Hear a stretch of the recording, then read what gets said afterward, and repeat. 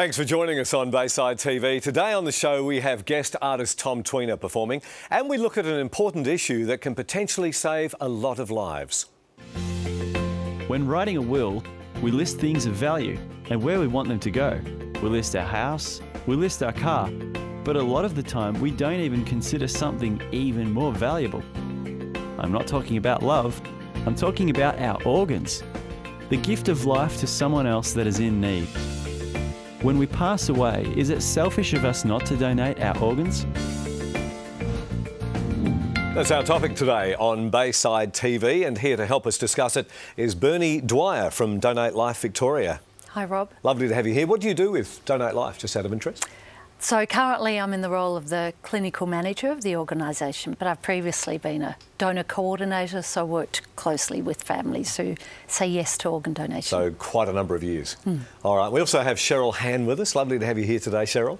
Thank you. And I know you've got quite an incredible story to share with us here on this program today. Yes, my daughter was a donor 14 years ago, 1996. We will unpack that story in just a moment. Okay. All right, and Christy B. Yes, absolutely. It's a really good topic. I'm really looking forward to this show today. Yeah, absolutely. Now, you and Cheryl have known each other for quite a long time. Yes, absolutely. Yeah. Cheryl was actually my pottery teacher way, way back. She said we like to play, not do pottery, but I've got a pot to show for it. It's good. Yes.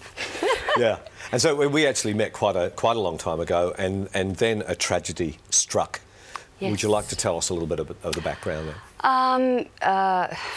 Yes. How did we start? 1996. I've had three beautiful daughters, and the youngest one being only 22 months old. And unfortunately, we had a tragic accident where the car backed out of a driveway, and she was injured quite badly. When the ambulance arrived, she wasn't breathing, and ended up going to Monash Hospital and put into emergency, and I was told it was critical. It was not looking good. And I then turned around and said, I want her to be a donor. And they looked at me and they said, we're not even thinking that at the moment, we just need to get her stable. And eventually she was taken up to ICU, and then they turned around and they said, it is not good, we need to take this further. And that's when I said, I do want her to be a donor. Wow, and is that something that you had thought about prior to this, or what made you make that switch so quickly, or if you hadn't thought about it before? We had thought about it before, and that was the real crux of the whole thing. The whole hospital was very surprised that I could even contemplate this so early in the procedure. And what had happened was we had a very sick second child, and at 3 months old she'd spent a lot of time in hospital, and this particular afternoon I went outside and I said to my husband, have you thought of organ donation? And he said, no. I said, well, if this one doesn't make it, we must think about donating. Or if we were looking for an organ for this child, we have to consider that. And he's going, well, it's not really something I want to talk about. But we did, and I made him talk about it. And, you know, 4 years later, there I am in a situation where I'm thinking, this is the worst thing can happen. I'm losing my child. My child is going to die. And I'm going to make this positive. I'm not going to make it a hopeless thing. I want to do something about it and make her life meaningful. Yeah, phenomenal. That's an amazing story, and an incredible attitude that you and your husband demonstrate there. Bernie, is that a common attitude, or are we talking to a very unique individual here? I think the fact that Cheryl had thought about it is probably a little unusual, although we're trying to encourage more people to think about it and have had those discussions. But the way Cheryl speaks about it and the importance of donation, I think she reflects how really most of our donor families are. They become passionate advocates of organ donation. It gives sometimes some purpose to a meaningless death. It doesn't minimise the loss or make their grief any better, but I think Cheryl epitomises the pride that donor families have in someone they love having become a donor and making a difference to someone's life. So with what, I mean, Cheryl in some ways made it, I would say, a little bit easier on the hospital, a lot easier on the hospital staff. For sure. What happens if you don't have a parent like that? How, because you were an organ coordinator, so is that would you have to make the suggestion to the family, or how does that work? So generally how it happens is that someone in the intensive care setting, and generally an intensive care specialist, will raise with the family about organ donation. So generally the doctors will have spoken to a family about death having already occurred, and often it's brain death that we're talking about, so a catastrophic brain injury. And death's been diagnosed through what we call a brain death criteria, or doctors will have spoken to a family about the death is about to occur, such as cardiac death. So when the family has come to some form of acceptance that their loved one's life is imminently over, then the topic of organ donation is raised by staff in intensive care. And the Organ and Tissue Authority in Canberra and networks such as the one I work for in Victoria and across the country are doing a lot of work to further develop the skills of doctors and nurses who are raising donation with families. I think it's a very difficult conversation to have. Oh, it's exceptionally difficult. As I said, when we were in hospital, the staff wouldn't have asked us. Right. Wow. Did that alarm you? It did. It surprised me because I thought, this is a potential donor. This is a potential donor. It's not just one life, is it? How many lives can one life save? 5 or 7. Well, if you're an organ and tissue donation, you can save more than 10 lives. You know, you have a number of organs which can go and save lives, but then you can donate tissue and bone that can go to many, many people. So a lot of lives can be improved and saved as a result of organ and tissue donation. Yeah, it needs to be thought about. The staff also knew of me because I had a friend apparently in emergency, and she was shocked. And also my brother was an ambulance officer, so they knew my brother, they knew this person coming in. They weren't going to ask, and she was too young, and we were in trauma. And that's the other thing, when a family is in shock, you are intruding on them. Yes. How do you go to a family that has somebody that an hour ago was living person, and all of a sudden they might not make it, or they haven't made it, they are now brain dead? You've got to intrude on a family. You would get all sorts of reactions from people and responses, wouldn't you, in that time? Maybe people are a little hesitant to even go there because they actually don't know what the response is going to be like. And with such a young child, does that make a difference? Because to me, it's sort of, I probably think about it as a different way, the littleness, as opposed to an older person. I don't know, that's the way I think about it from the outside. I think sometimes we make it different, but in fact, you know, parents who are losing their child, the parents that I've worked with who have said yes for their children to be donors, the thing they've made really clear to me is the pain of losing their child, and they don't want any other parents to experience that. So, you know, I think as health professionals, it's important that we don't not ask families because we're afraid of the responses. You can talk to a family about anything as long as it's appropriate, if you do it well. And the important thing is to recognise the space that someone like Cheryl is in, take the conversation slowly, respond to things that Cheryl says when I'm talking about donation in the intensive care setting, show her that I care. But it's important that families like Cheryl or people like Cheryl are empowered to make the decision that's right for them and for their loved one. We need to take a break, but this is a great conversation and we're going to come back. After the break, we have another edition of Street Talk where Campbell Vandersloot asks the people if they consider or would consider donating their organs.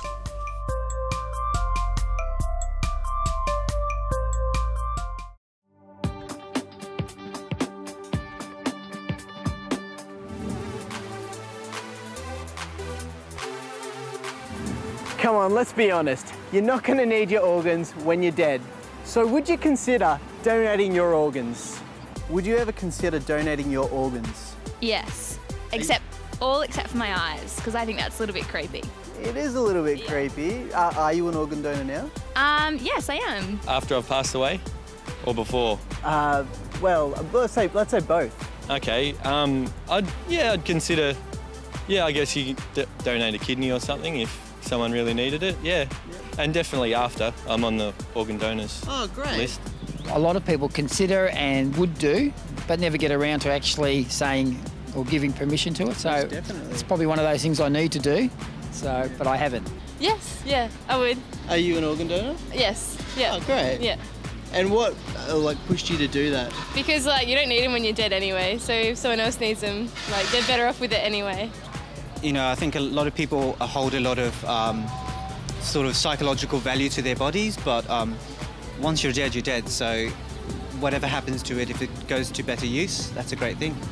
Would you consider donating your organs? Yes, absolutely. Are you an organ donor? That's good. That's good. Well, I think nearly everyone today has said that so That's far. fantastic. Yes, definitely. Are you an organ donor? Yes, I am. Oh, that's very good. There you Very go. Good. And what coaxed you to do that? Just because if it can save someone else's life, why wouldn't you? And that's a great last comment there. If you can save someone else's life, why wouldn't you? And so I've always thought I'm an organ donor, but Bernie, you corrected me before the program today. I'm not an organ donor, because an organ donor is someone who has donated their organs. But I'm on the organ donation register. You're a potential organ donor. As of last right. year. And can we get a close-up of, I've got my card right here. How good is that? Does that actually, what happens if a next of kin says no, absolutely not? What happens there?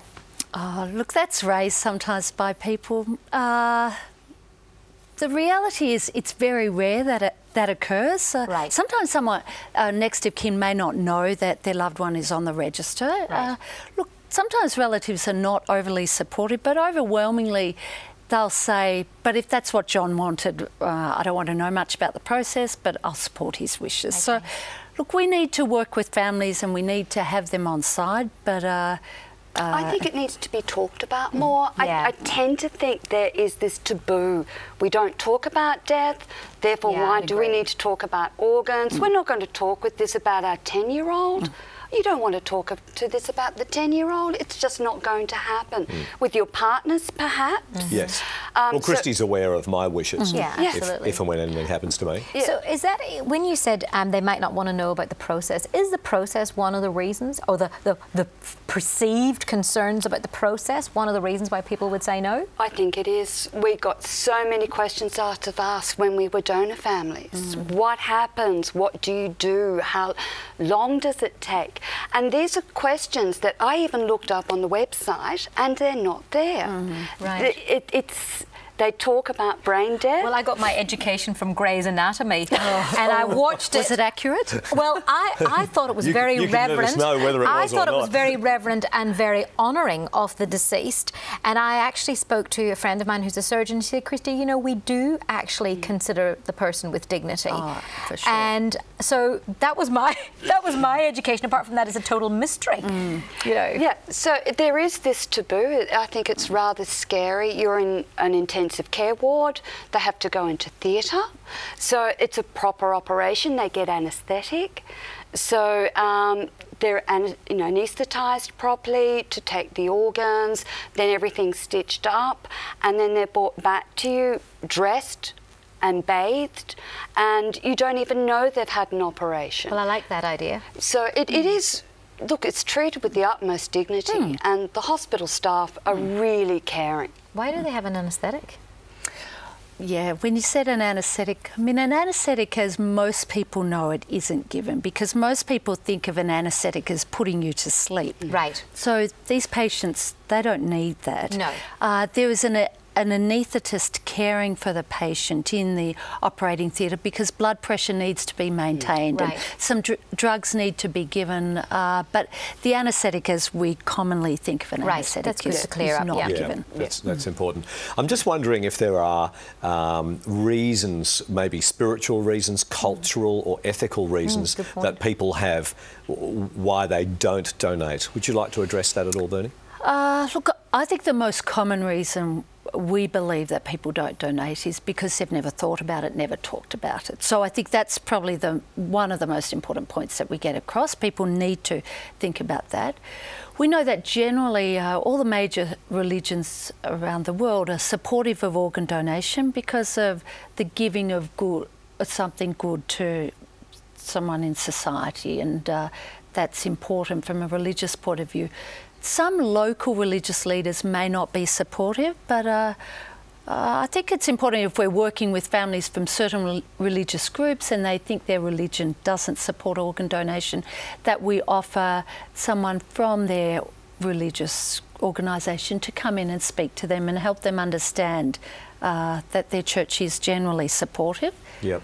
So I think it's important to have that education. I mean, I deliberately, because it's an issue that kind of gripped my my consciousness fairly deeply about 2 years ago, and so I write a blog on a regular basis, and so I've written a couple of blogs over the last year addressing it from a Christian perspective and addressing some of those concerns, I guess. Yeah, and people can certainly go onto the Donate Life website, and there's some factual information on religious organisations and their opinions. It's great. Organ donation. I looked at it over the weekend, and there are only 2 religions that don't allow. One's Shinto, because they believe the body is not pure once it's dead, and Romani. Yeah, Romani.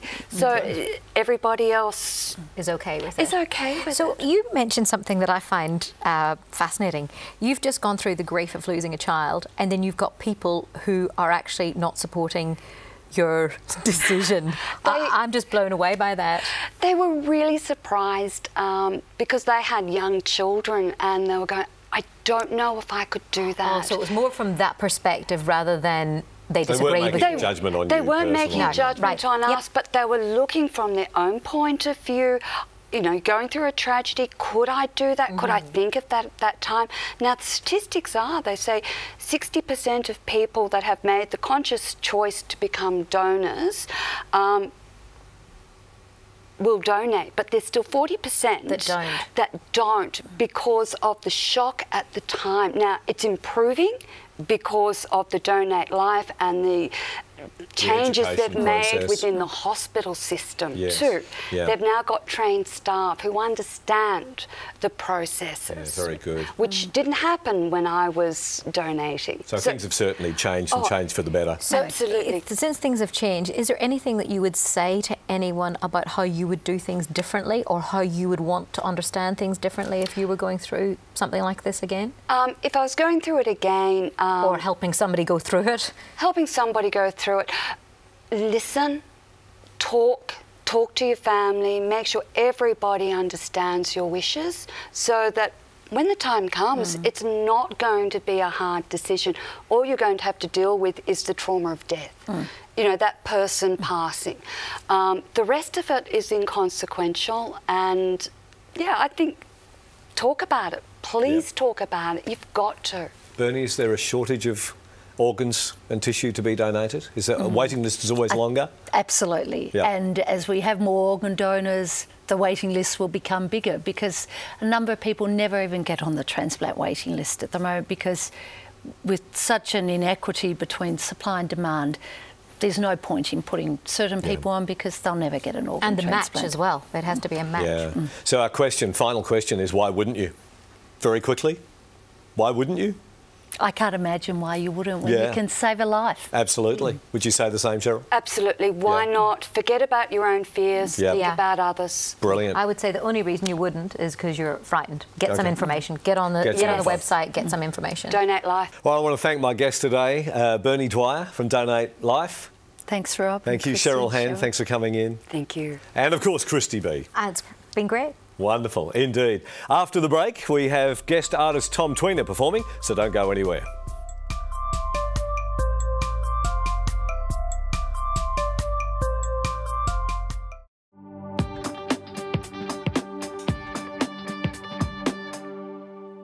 Welcome back to Bayside TV. We've got Tom Tweener performing right now from his magnificent The River CD, which is available on iTunes. And Tom's performing Over, Under, Through. Tom Tweener.